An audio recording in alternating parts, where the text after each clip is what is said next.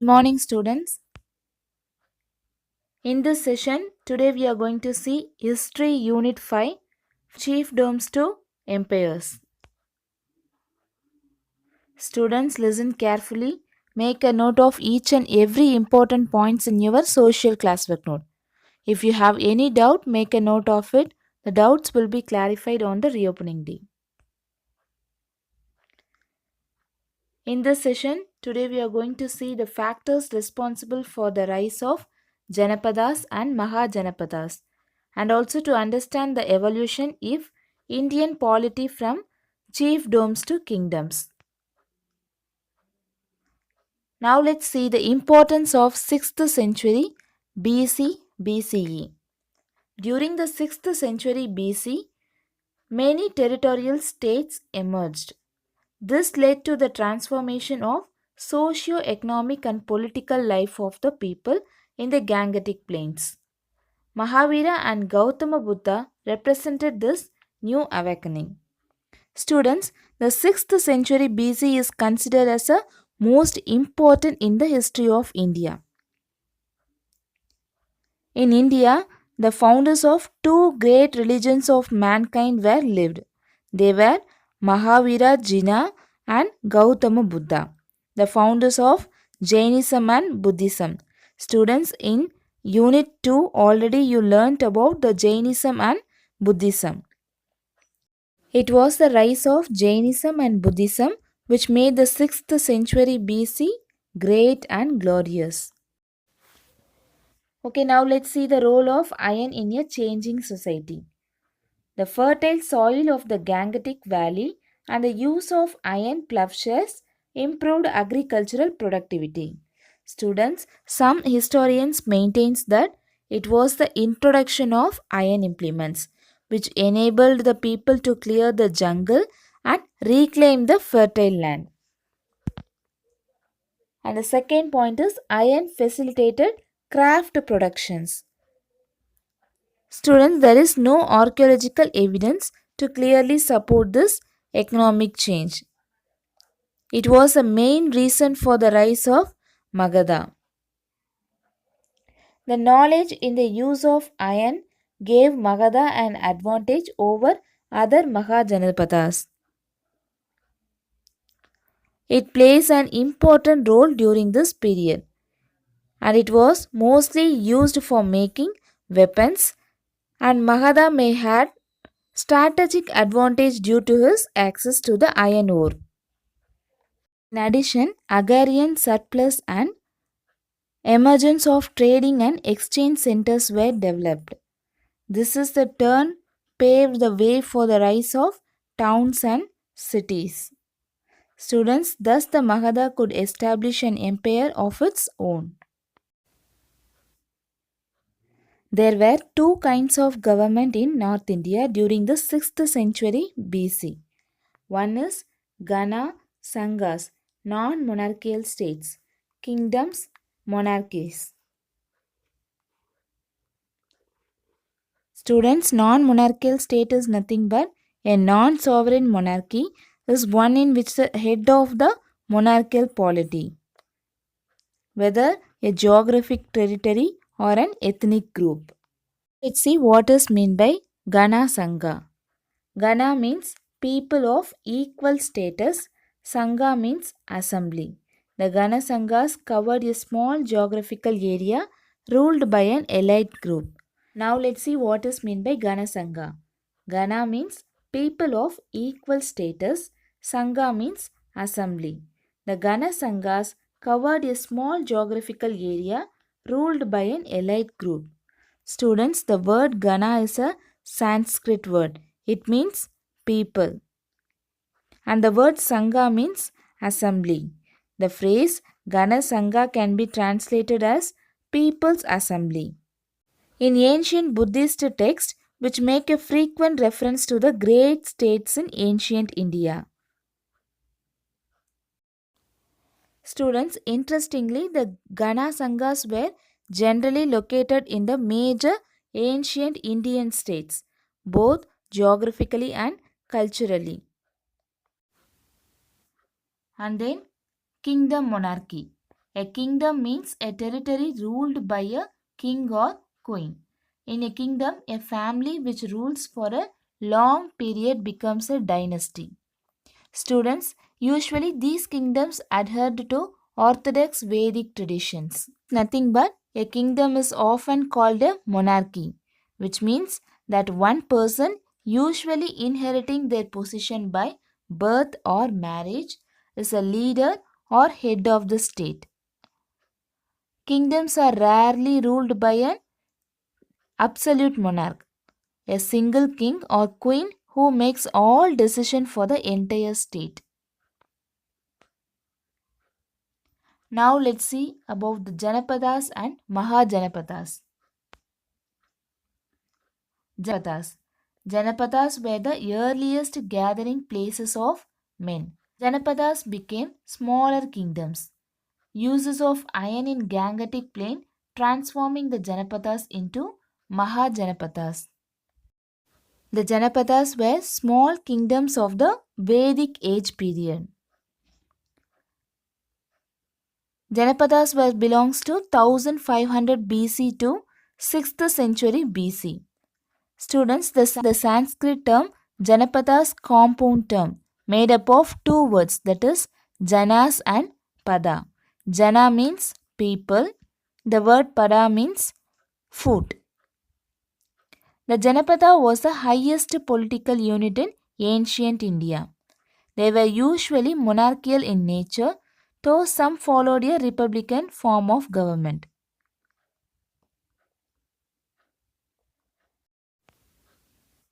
Now let's see about Mahajanapadas. The Mahajanapadas were a set of 16 kingdoms that existed in ancient India.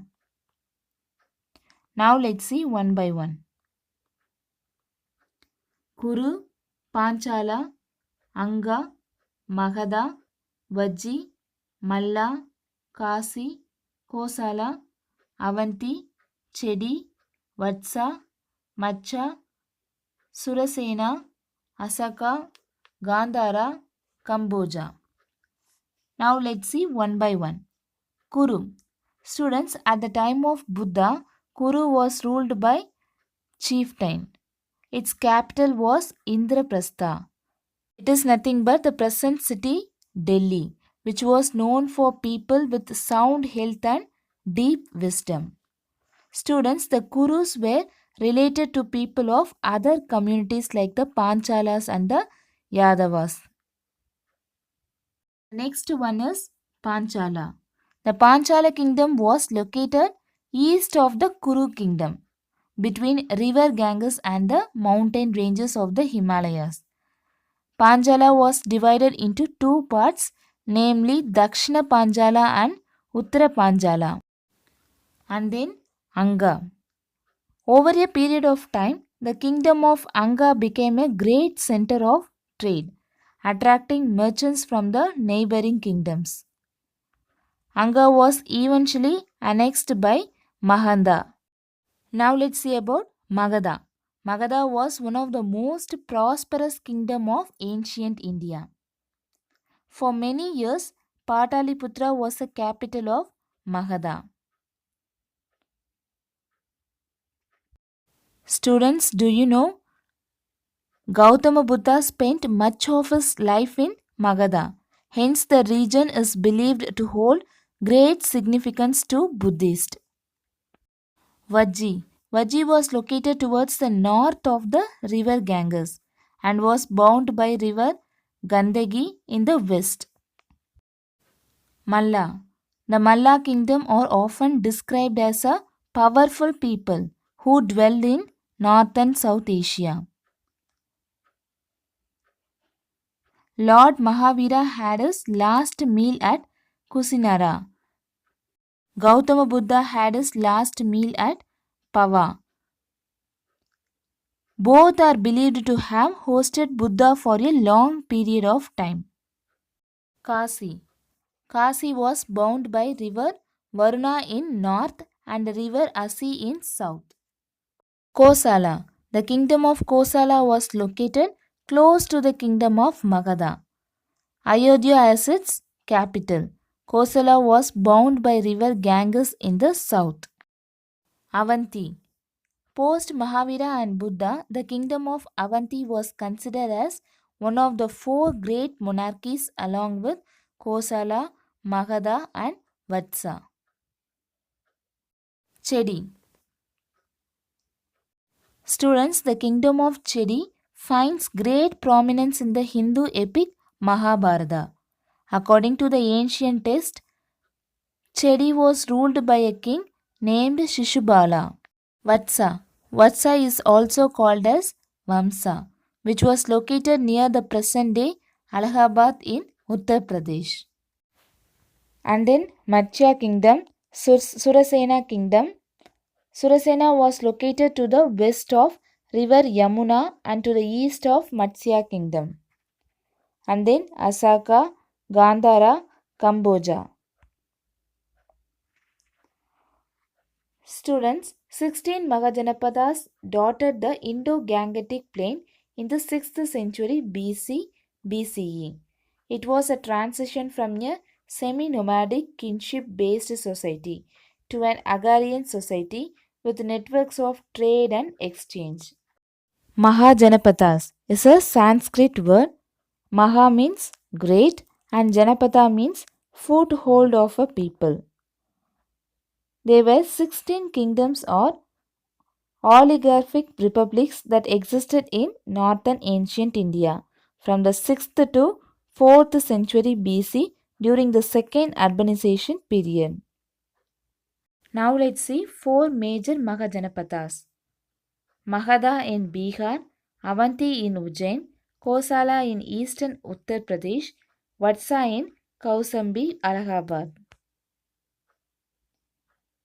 The causes for the rise of Magadha. Magadha was located on the lower part of the Gangetic plain. The plain was fertile, which ensured the rich agricultural yield. This provided regular and sustainable income to the state. Students, Magadha was located on the upper and lower parts of the Gangetic Valley. No? So, it was located on the main land route between West and East India. The area had fertile soil. It is also received enough rainfall. Forests supplied timber for construction of buildings and elephants for army. Iron enabled them to equip themselves with weapons made of iron. Magadha had huge copper and iron deposits. Because of its location, it could easily control trade. The general prosperity of the people and the rulers was using iron. Growing trade and commerce facilitated movement of people as well as settlement of people in centers of arts and crafts. Rise of town and use of metallic money boosted trade and commerce. The outcome was urbanization and emergence of Magadha as an empire. Now let's see the dynasties of ancient Magadha. The Haryanka dynasty, the Sishunga dynasty, the Nanda dynasty, and the Maurya dynasty. His son Ajatasattu, a contemporary of Buddha, convened the first Buddhist council at Rajagriha. Students, he was a son of Bhatya. He ruled over Magadha from 544 BC to 493 BC. And also, he was a follower of Buddha. And he also said to be an admirer of Mahavira. He started the practice of using matrimonial alliances to strengthen his political position. He had an effective and excellent administrative system. The officers occupying high posts were divided into three. One is executive, second one is military, and third is judicial. And next let's see about Shishunga dynasty. Haryanka dynasty was succeeded by the Shishunga dynasty. Kalasoka, king of Shishunga dynasty, shifted the capital from Rajagriha to Pataliputra. He was a viceroy of Kasi before becoming king of Magadha. The capital was at Girivaraja. And then later he shifted the capital to Vaishali. Kalakosa was a son of Shishunga. Kalakosa shifted the capital to Pataliputra and he conducted the second Buddhist council at Vaishali. And he was killed in the palace revolution that brought the Nanda dynasty to the throne. Now let's see about Nanda dynasty. Nandas were the first empire builders of India. The first ruler was Mahabhatma. The Mahabhatma Nanda was succeeded by his 8 sons. They were known as Navanandas.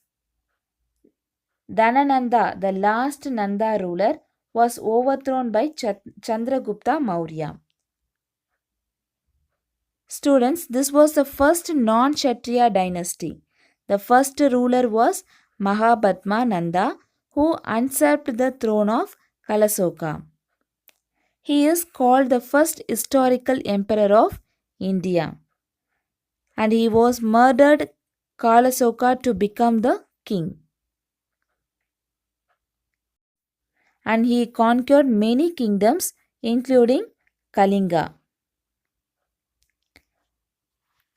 Dhanananda, the last Nanda ruler. Dhanananda inherited a huge empire from his father.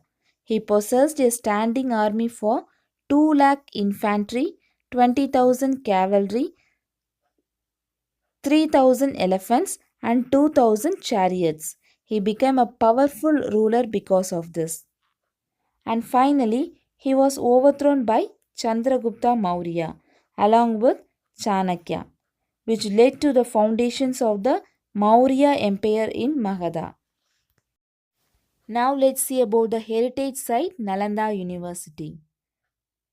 The ancient Nalanda Mahavira is a World Heritage Site.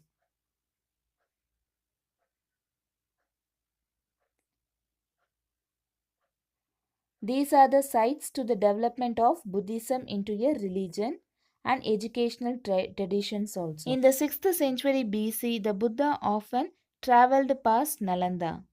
He would usually stay at Pavarika's mango grove. At Nalanda, the Buddha delivered the celebrated Kevata Sutta.